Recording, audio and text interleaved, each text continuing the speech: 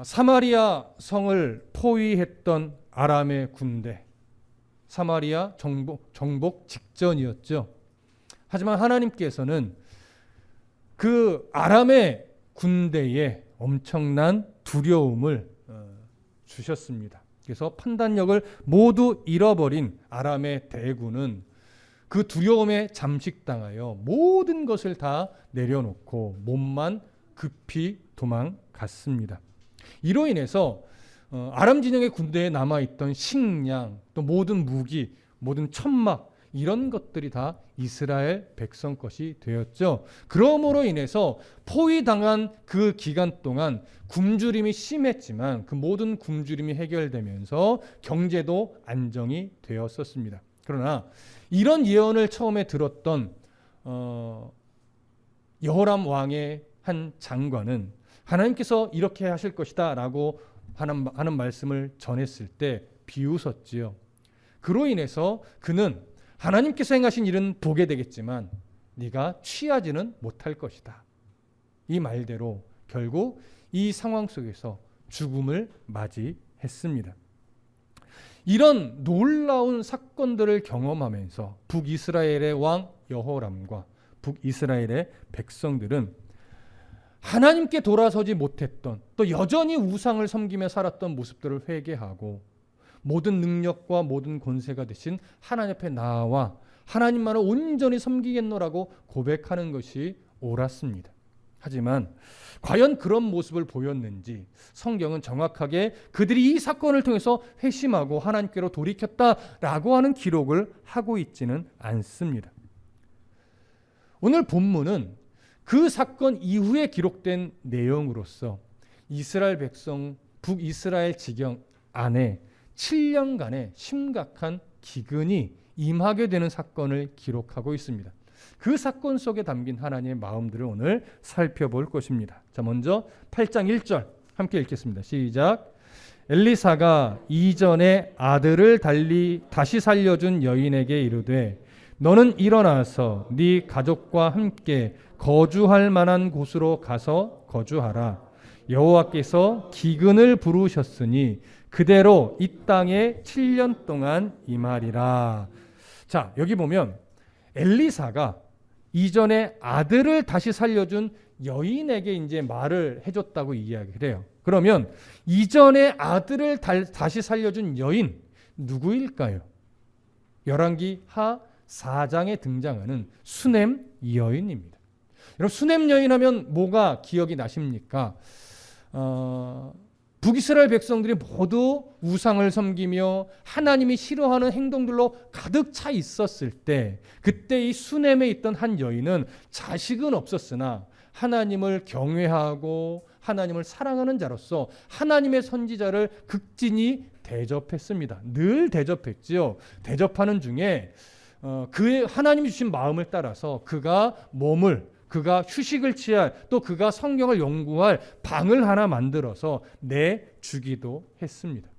이런 수넴 여인의 마음을 기쁘게 여겼던 엘리사는 이 수넴 여인에게 무엇을 하나님께 간구해 줄까 고민을 하다가 이 여인의 가정에 자식이 없는 것을 알고 하나님께 기도하여 하나님께서 자식을 허락해 주시기를 간구했고, 하나님은 엘리사의 기도를 들으셔서 이 수넴 여인의 가정에 아들을 허락해 주셨습니다. 그리고 얼마 지나지 않아서 안타깝게도 이 수넴 여인의 아들이 죽음을 맞이했죠. 그때 속상한 마음을 토로하기는 했지만 그 여인은 그 엘리사 선지자를 만나서 자신의 모든 마음을 다 토로했습니다. 엘리사는 그 죽은 아들에게 가서 하나님께 기도함으로 하나님의 은혜로 말미암아 이 자식이 또 다시 살아날 수 있었습니다. 자, 이런 은혜를 입었던 여인이 바로 오늘 본문에 등장하는 수넴 여인인데, 시간이 얼마나 흘러갔는지는 정확하게 알 수 없으나 엘리사 선지자가 그 여인에게 와서 그 여인에게 하나님의 뜻을 하나 전달해 주는데 무엇이라 말하냐면, 너는 일어나서 네 가족과 함께 거주할 만한 곳으로 가서 거주하라. 여호와께서 기근을 부르셨으니 그대로 이 땅에 7년 동안 임하리라. 이런 하나님의 뜻을 전달해 준 겁니다. 자, 7년 동안 기근이 임할 것이니 너희는 이 땅에 머물지 말고 어디든지 잠시 가서 거주하라 라는 말씀을 주셨는데, 이 기근이 자연적 현상에 의해서 생겨난 기근이 아니라 누가 보내신 기근이래요? 하나님이 보내신 기근이래요. 그렇다면 하나님이 7년 동안이나, 성경에서 7은 완전 숫자에 해당하는 이 7인데 왜 7년 동안이나 하나님이 기근을 보내시는 걸까요? 여기는 분명히 징계의 의미가 담겨 있음은 분명합니다. 그럼 어떤 이유로 하나님이 징계하시는 걸까요? 성경은요, 다른 것에 초점을 두지 않아요. 여전히 이스라엘 백성들이, 북이스라엘 백성들이, 또 왕 여호람이 하나님께 온 마음을 들이지 못하고 우상 숭배의 습관에 젖어 살고 또 바알을 섬기며 여러 우상들을 섬기는 일을 멈추지 않았기 때문인 것입니다.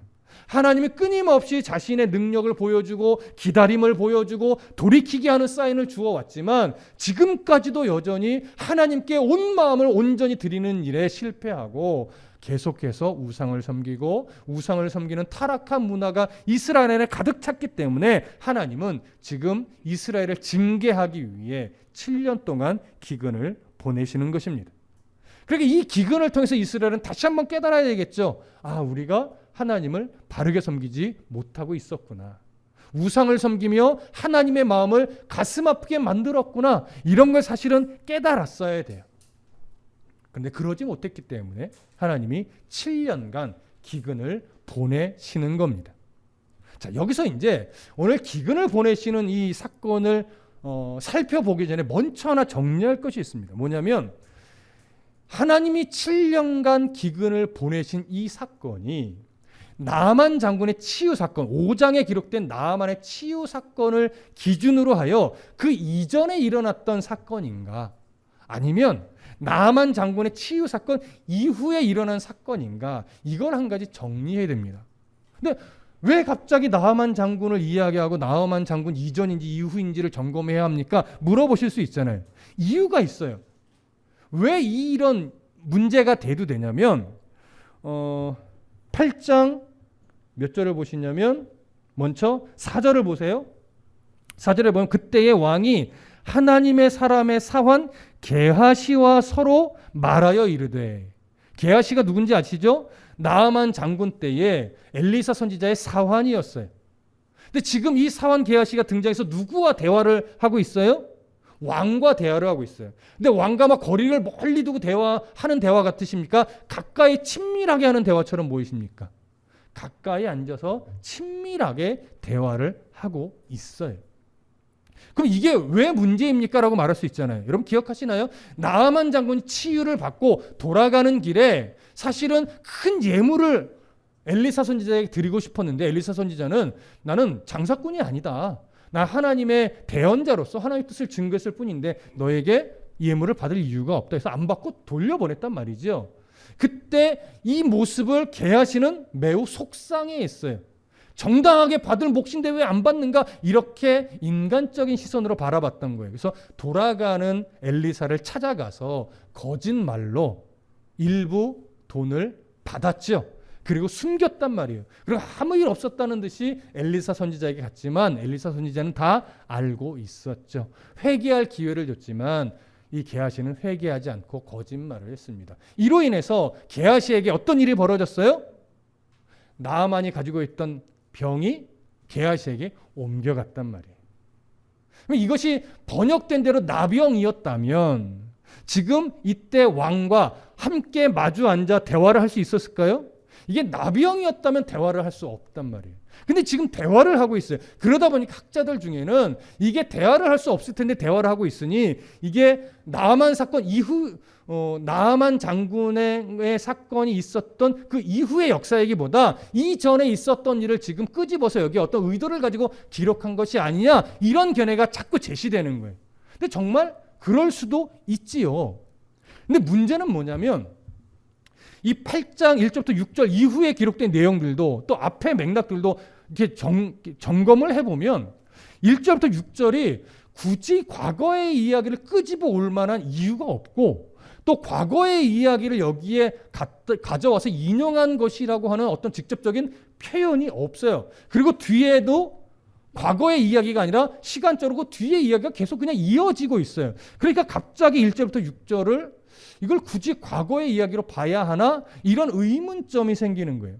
그러다 보니까 어떤 또 시선까지 생기냐면 지금 게하시가 나병에 걸린 상태라고 확신할 수는 없다. 이렇게 이야기를 하는 거예요. 근데 왜 그러냐면 게하시가 그 이후에 얼마든지 하나님 앞에 회개하고 피부병이 회복될 수 있는 시간은 충분하다고 볼 수 있는 소지가 다분히 있는 거죠.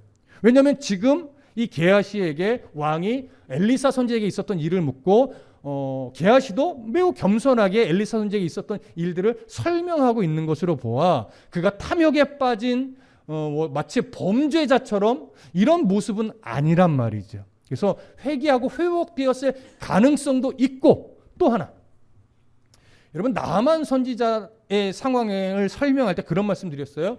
나아만 장군은 성경 번역이 나병이라고 번역이 되어 있기는 하지만 나병으로 번역된 히브리어 메초라는 나병으로 번역될 수도 있는 단어이고 극심한 피부병으로도 얼마든지 번역할 수 있는 단어이기 때문에 그 상황에 따라 번역은 충분히 유동적으로 할 수 있는 단어인데 나아만 장군도 역시나 나병에 걸린 상태였다면 그 아람의 왕과 대화할 수도 없고 자신의 장군으로서의 직분을 수행할 수도 없었을 텐데 여전히 그 이전에 왕과도 대화하고 있었고 자신의 직분도 계속 유지하고 있었단 말이에요. 또 이스라엘까지 와서 이스라엘의 왕도 만났고 이런 일련의 과정으로 볼 때 그때도 나아만 장군이 정말 나병으로 볼 수 있는가, 전염성이 강한 나병으로 볼 수 있는가라고 할 때 상황적인 개연성은 나병이기보다 인간의 당시 의술로는 치료할 수 없는 극심한 피부병으로 보는 것이 더 개연성이 있다라고 말씀을 드렸어요. 이건 제 개인적인 생각이 아니라 여러 학자들의 의견이고 저도 동의가 되는 바였습니다. 그렇다면 이 나아만 장군이 가지고 있던 병이 게하시에게 옮겨갔을 때 게하시도 비록 나병으로는 번역됐지만 우리가 생각하는 그런 나병이기보다 극심한 피부병이었을 가능성도 있어요. 그렇다면 게하시도 얼마든지 왕과 대화하는 일에는 문제가 없었을 것입니다. 그러니까 이런 일련의 내용들을 종합해 볼 때 지금 8장 1절부터 6절은 게하시가 병에 걸리기 전 나아만 장군의 사건 이전에 있었던 일을 끄집어 와서 여기에 삽입한 것으로 굳이 볼 만한 이유는 없다라고 하는 결론에 이르게 돼요. 그래서 우리는 이 8장 1절부터 6절의 내용을 과거에 있었던 사건을 끄집어 온 것으로 보지 않고 사마리아 성에서 아람이 포위하고 있다가 하나님께서 두려움을 주심으로 도망가면서 하나님이 이스라엘을 여전히 지키고 있다는 사실을 보여준 이후 어느 때에 일어난 사건으로 우리는 볼 것입니다. 이해되시죠? 자, 그런 이유로 시간의 흐름대로 우리는 그냥 따라가듯이 오늘 본문의 내용을 보고 이제 이 내용을 확인해 갈 겁니다. 자, 그러면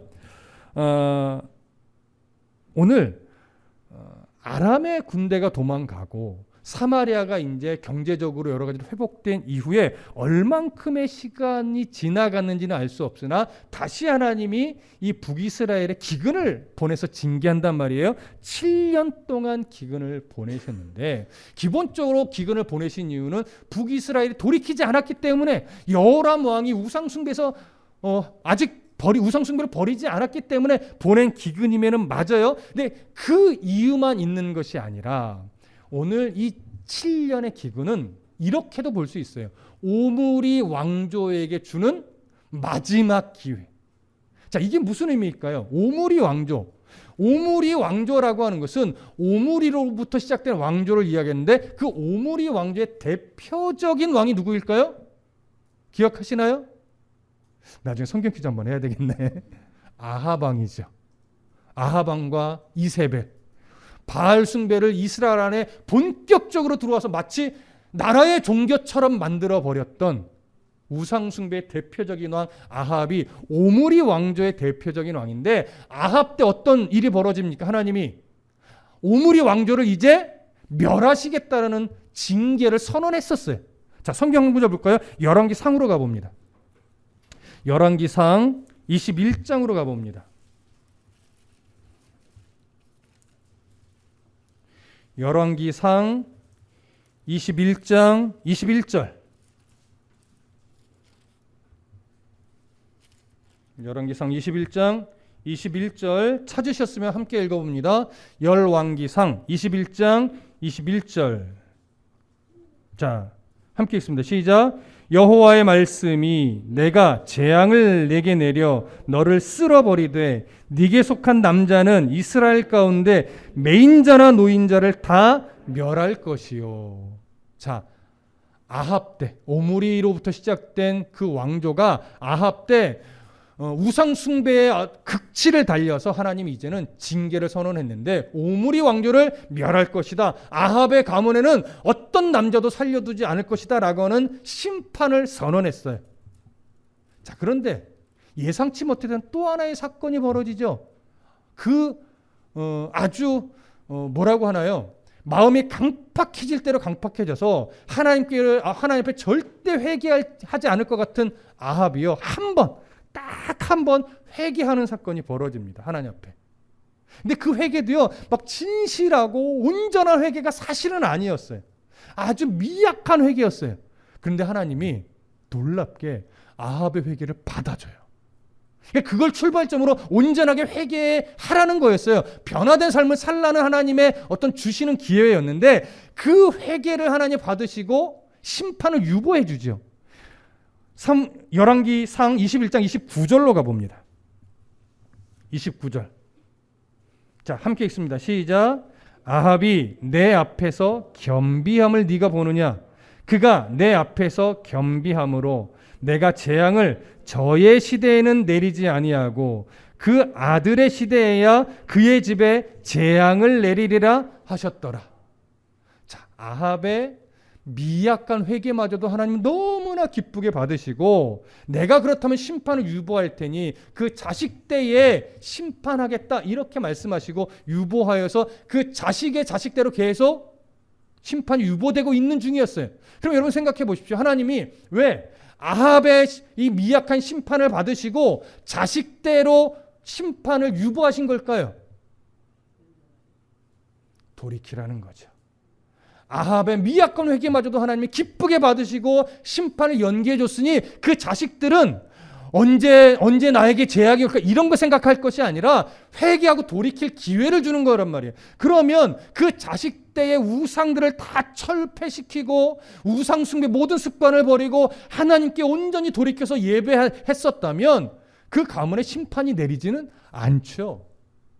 그런데 그 자손들이요, 한 자손도 하나님 앞에 올바른 회개의 모습으로 나아간 자식이 없었어요. 하나님이 기회를 주고 또 주었지만 결국 돌이키지 않았어요. 그래서 이 7년의 기근은요, 오므리 왕조에게 주는 하나님이 마지막 기회의 외침인 거예요.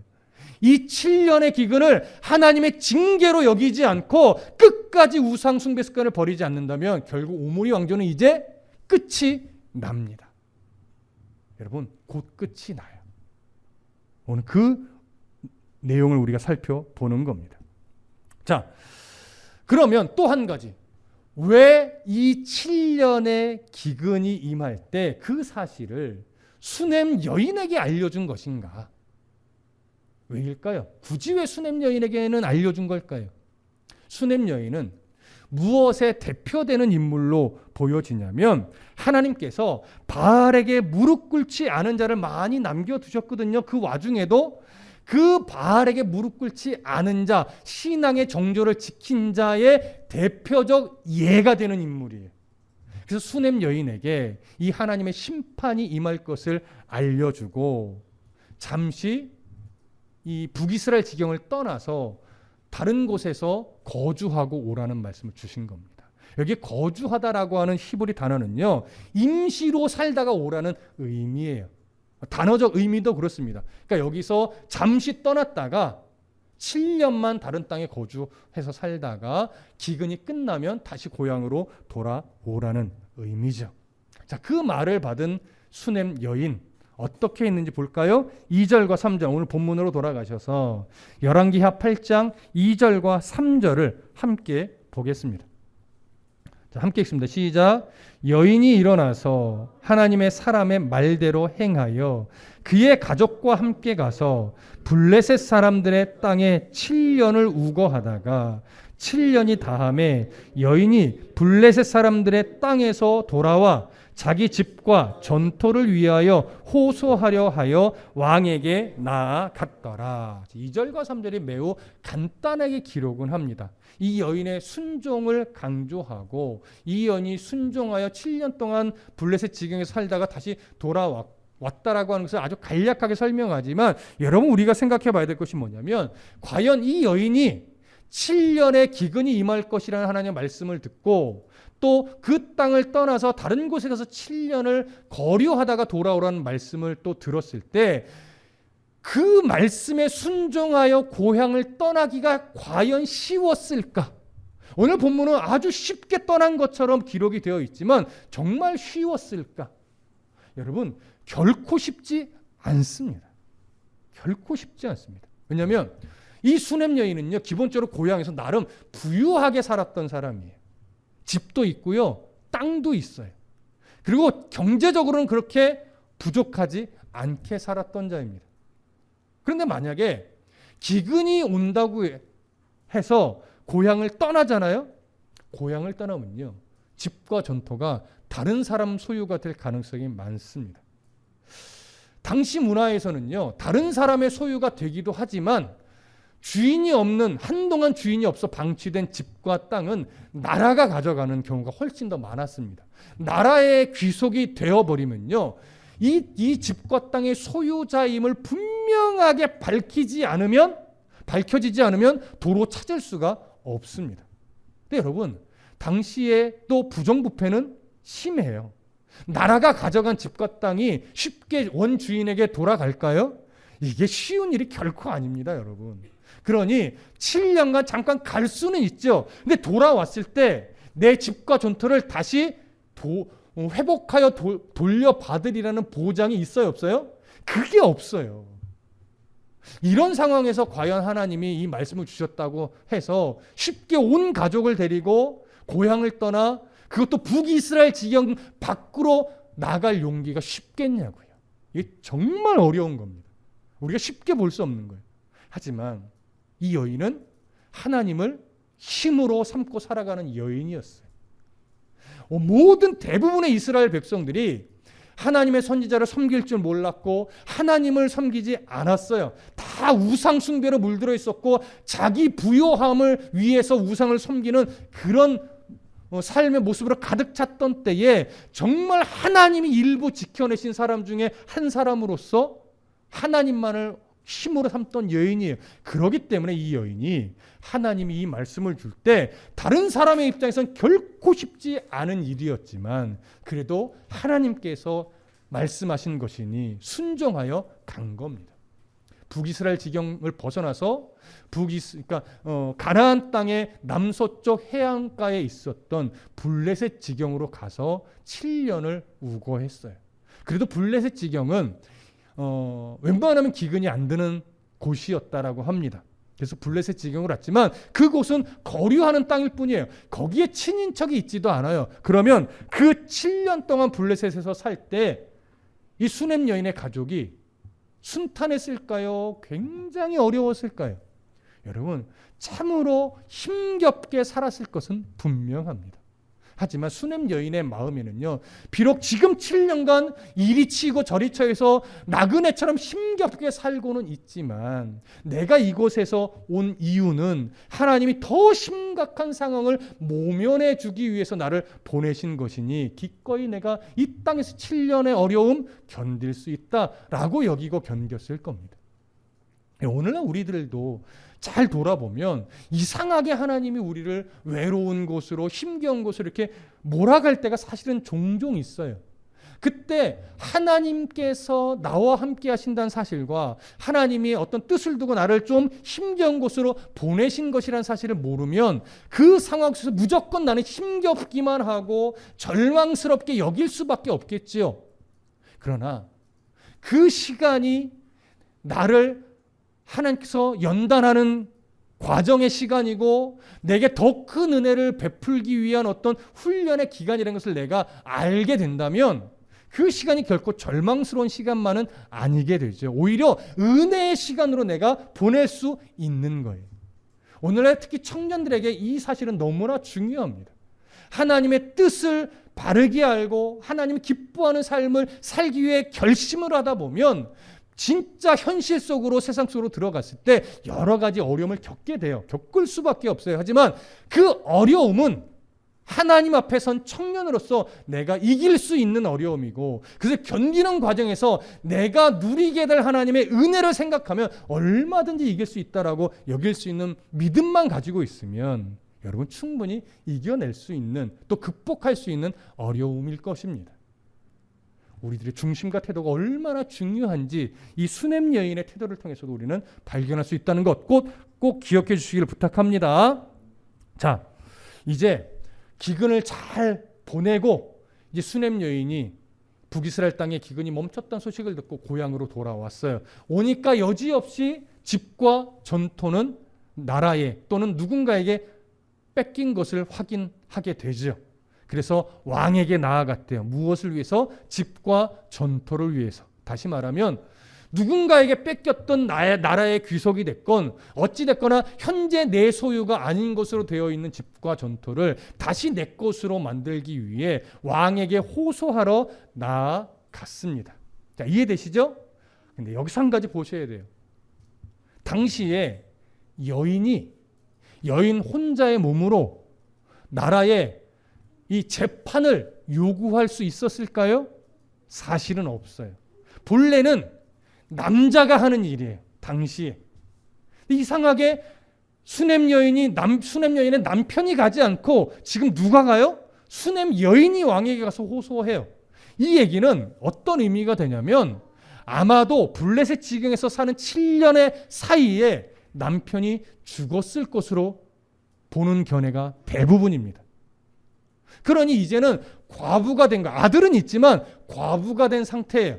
그래서 이 여인이 과부인 상태로 현재 왕에게 나아갔어요. 그렇다면 여러분, 남편이 없다는 얘기는 과연 왕에게 호소할 때 자기의 집과 전토를 되찾을 가능성이 있다는 얘기예요, 없다는 얘기예요? 이건 거의 없다는 얘기예요.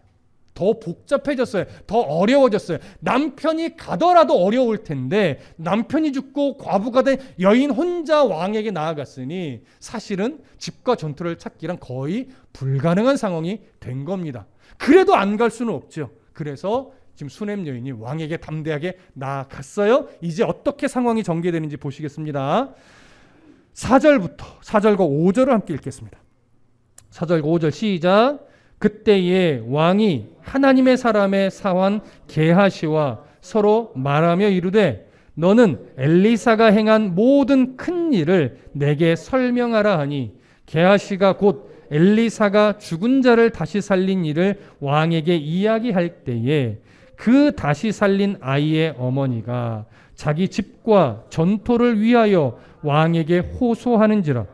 게하시가 이르되 내 주 왕이여 이는 그 여인이요 저는 그의 아들이니 곧 엘리사가 다시 살린 자니이다 하니라. 자, 여기 4절의 시작을 이렇게 하죠. 그때에. 이 그때란 건 어느 때를 말하는 거예요? 이 여인이 왕에게 호소하기 위하여 오고 있을 때 이 얘기예요. 그럼 이것은 우연히 시간이 어떤 상황에 맞아 떨어졌음을 강조하는 걸까요? 하나님의 준비하신 일이 이제 섭리 안에 딱 맞아 떨어졌다는 걸 강조하는 걸까요? 하나님의 섭리라는 것을 강조하는 겁니다.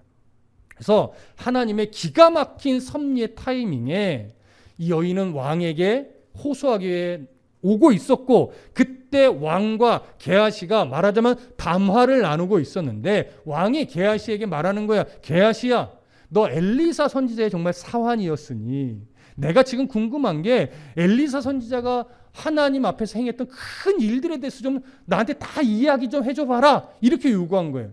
근데 왜 이 여호람 왕이 게하시에게 이런 엘리사에 대해서 행했던 일들을 말하라고 했는가? 정확한 이유는 알 수 없지만 이전부터 일어났던 여러 사건들이 있었고 얼마 전에는 무슨 사건이 있었어요? 사마리아 성을 에워싸고 이제는 멸망할 것밖에 남지 않은 그 기가 막힌 상황에 하나님께서 두려움을 심어주어 그 아람의 군대가 다 도망갔단 말이에요. 그래서 식량 문제가 다 해결이 되고, 그러면서 경제적인 문제도 안정이 되고 나라도 평안을 되찾았어요. 이런 일을 경험하다 보니까 이제 그나마 여호람 왕이 이스라엘의 하나님의 능력에 대해서 다시 한번 생각해야 되는 상황이 벌어진 것이다. 이렇게 보는 것이 대부분 학자들의 견해이고 저도 동의하는 바입니다. 그래서 그런 이유로 왕이 다시 한번 이스라엘의 하나님 여호와에 대해서 관심을 갖게 되고 게하시를 불러서 엘리사 선지자가 그동안 해왔던 하나님의 능력, 대단한 그 이적에 대해서 나한테 좀 말해줘라 할 때 게하시가 이제 고민하는 거예요. 무슨 얘기부터 해드릴까 하다가 그가 가장 인상 깊게 봤던 사건, 그것이 뭐예요?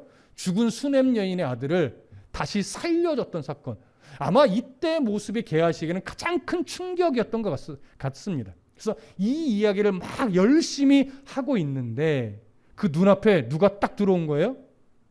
그 여인이, 수넴 여인이 자기 집과 전투를 위해서 왕을 찾는 이 모습이 눈에 확 들어온 거예요. 이게 하나님의 섭리죠. 그랬더니 게하시가 왕에게 왕이시여 제가 말씀드렸던 그 수넴 여인이 바로 저 여인입니다. 이렇게 이야기를 한 거예요. 이때 왕도 깜짝 놀라요. 그래서 수넴 여인을 가까이 오게 합니다. 자, 그러면서 수넴 여인에게 무엇이라 말하는가?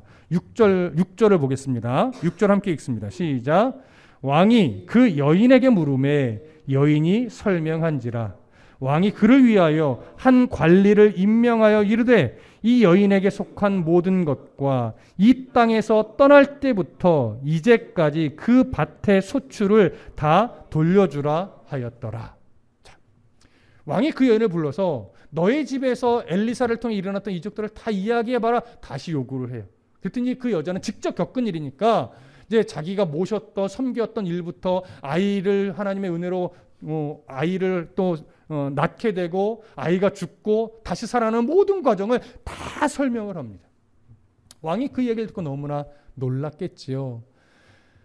그 놀라움을 가지고 이 여인이 무슨 일로 왔는지도 다 듣고 나서 왕이 전후사정 진짜 소유가 맞는 이런 거 점검하지도 않고 한 관리를 임명해서 네가 이 여인의 집과 땅을 다 돌려주고 그 다음에 또 하나 이야기해요. 7년 동안 이 땅에서 얻었던 소출까지도 다 되찾아서 돌려줘라 이런 명령을 해요. 여러분 소출까지 주라고 한 것으로 보아 집과 전토가 어떤 다른 사람의 소유로가 되어 있던 것이 아니라 나라에 귀속되어 있었던 것임을 여기서 우리는 알 수 있습니다. 그런데 보세요. 소유자가 나타났을 때요. 집과 땅은 돌려주지만 그 사이에 있었던 소출은 본래 돌려주지 않아요. 근데 지금 왕은 이 여인에 대해서 너무나 감명 깊게 이야기를 듣고 나서 기분이 너무 좋은 거예요. 그래서 집과 땅도 돌려주고 7년 동안 있었던 소출까지도 다 계산해서 다 주라고 명령을 받았어요. 그러니까 모든 것이 회복되고 양식까지도 더 풍성하게 주어진 거죠. 재산까지도 획득을 한 거예요. 그러니까 이 여인은 전혀 기대하지 않았던 방법으로 사실은 땅을 떠나갈 때 7년 전에는 좀 염려했겠죠. 말씀을 따라 순종해서 가기는 하지만 정말 회복이 될 수 있을까? 내가 내 집과 땅을 다시 돌려받을 수 있을까? 이런 의구심을 품고 갔을 텐데 막상 가서 돌아와서 진짜 올바르게 순종하여 돌아오니 하나님께서 모든 것을 하나님의 계획 안에서 회복시켜주고 더 풍성하게 채워주었단 말이죠. 여러분, 이 사건을 통해서 사실은 이것이 단순하게 이 땅에서 물질을 회복시켜주고 더 물질을 풍성하게 채워줬다 이것을 강조하고 싶은 것은 아닐 겁니다. 오늘 하나님께서 우리의 삶 속에 분명히 하나님을 바르게 아는 것을 원하고 올바르게 순종하는 것을 원할 거예요. 때로는 우리가 예상치 못한 일에 또 우리가 굉장히 불편한 상황에 순종하도록 우리의 삶을 이끌어가는 경우도 있을 거예요. 이것에 내가 순종해야 되는 것은 알지만 상황을 생각하니 내가 이걸 어떻게 순종하는가 이렇게 여겨지는 상황도 있겠죠. 하지만 하나님께서 그럼에도 불구하고 내 이성과 내 판단으로는 참 순종할 수 없는 일인 걸 알매도 불구하고 전능하신 하나님, 나를 구원하신 그 하나님의 은혜를 기억하며 순종할 때에 하나님이요, 그 순종을 보시고 이 땅에 더 좋은 곳으로 우리에게 채워주시는 경우도 있지만, 하나님의 약속은 이 땅에서 순종하면 이 땅의 것으로 채워줄 게가 본래는 아니에요. 이 땅에서 네가 많은 것을 잃어버릴지언정 내 뜻에 순종하면 세상이 알지 못하는 기쁨을 내가 너에게 채워줄 거야. 세상이 알지 못하는 하늘의 풍요로움으로 너희에게 채워줄 거야. 이것이 하나님의 약속이란 말이죠. 여러분, 하늘의 풍요, 하늘의 기쁨, 이것을 돈과 바꿀 수는 없습니다. 그런데 우리는 그 가치를 자꾸 이 땅의 기준으로 재니까, 그래, 하늘의 기쁨도 좋지, 하늘의 풍요 가슴이 막 채워지는 거, 하나님 나라의 소망으로 내 안에 막 넘쳐나는 거, 이것도 좋지. 근데 좀 돈도 주면서 그런 거 주면 안 되실까? 우리 한쪽엔 늘 이걸 갖고 살아요. 갖고 살아요. 그래, 여러분, 성경 분명하게 예수님 우리에게 가르치셨어요. 재물과 하나님을 겸하여 섬길 수는 없다. 여러분, 하나님을 섬기는 이후에 나의 풍요가 자리 잡기 시작하면요, 점차 우선순위가 바뀌게 돼요.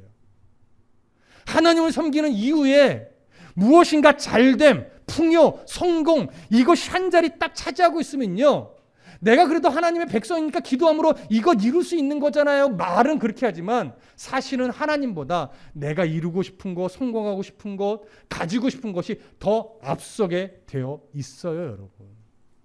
그리고 그런 것이 내가 원하는 대로 되지 않았을 때 우리는 나의 죄성과 연약함을 보는 것이 아니라 하나님한테 실망합니다.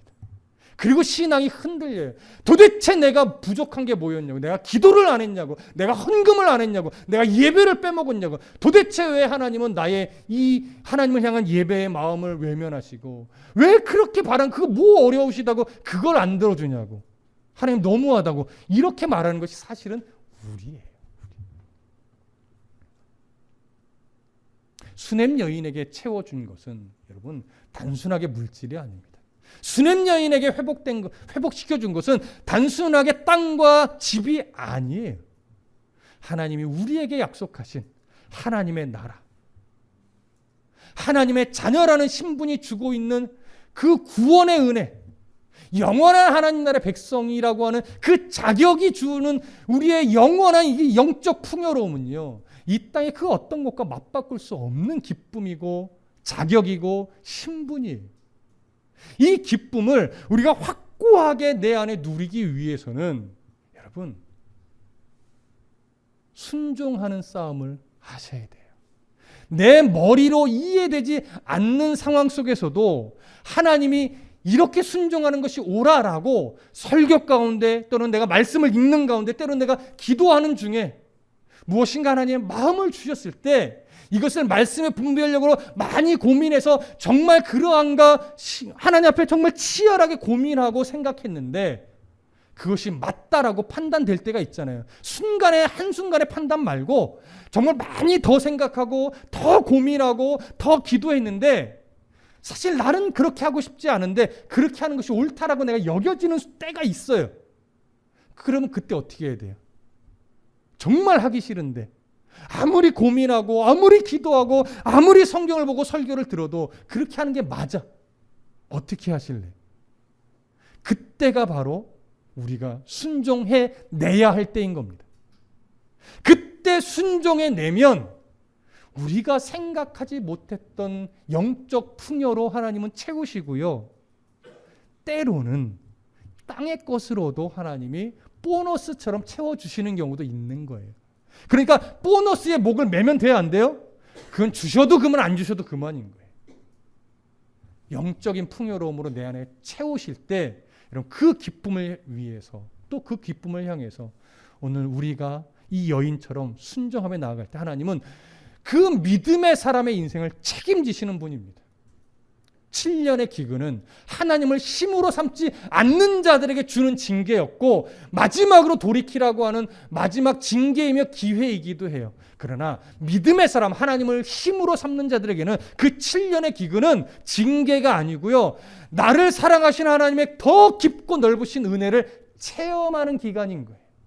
그래서 우리는 하나님이 이렇게 하게 할 때, 또 저렇게 하게 할 때 기꺼이 순종할 수 있는 믿음의 용기가 필요한 거죠. 하나님이 힘으로 삼는 성도가 되기를 소망합니다. 하나님을 나의 구원자여, 나의 주여, 나의 하나님으로 삼고 한 걸음 믿음의 삶을 살아내는 그런 성도가 되시기를 진심으로 축복합니다. 기도하겠습니다.